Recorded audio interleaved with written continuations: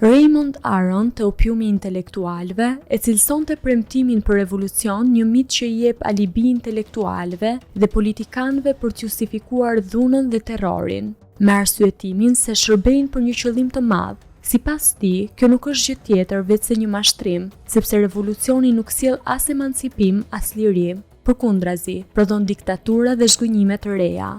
Këtë e kemi parë edhe këto vitet e fundit, ku Sali Berisha ka premtuar disa herë revolucion, ka paralajmëruar rrezim të qeverisë me revolta, ka thirrur për bojkot e për mosnjohje zgjedhjesh, mirëpo gjithçka është harruar dhe pak ditë më parë e pam që u fut në parlamentin dhe përsëriti formulën e betimit me një betohem të thatë dhe kokulur. Premtimi për revolucion shërbeu vetëm për luftën e brendshme në PD, për mobilizimin emocional të militantëve, për marrje të vulës dhe të selisë, për kontroll të plotë në grupin parlamentar dhe të partisë. Por në fund përshohim se rikthimi dhe ulja në tryezë është fakt i padiskutueshëm dhe domosdoshmëri për vijimin e lojës politike.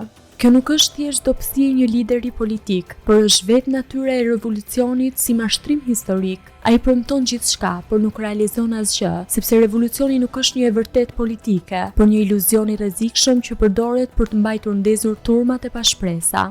E vetmja e vërtetë është se demokracia nuk ka të bëjë me përmbysjet me revolta, me zjarr dhe tym, por është ngritur pikërisht mbi respektin dhe njohjen e institucioneve si garante të politikës. Ndryshimi nuk vjen me rrëzime imagjinare, por me pjesëmarrje reale dhe me besim popullor. Ndryshimi nuk vjen me gënjeshtrat e mitit të revolucionit, por me forcimin e rregullave të lojës, nëpërmjet një procesi vetpastrues dhe vetkritikues. Çdo gjë tjetër është vetëm një gënjeshtër e radhës, sepse revolucioni është një mashtrim i vjetër i politikës, ndërsa institucionet janë e vetmja e vërtetë e demokracisë.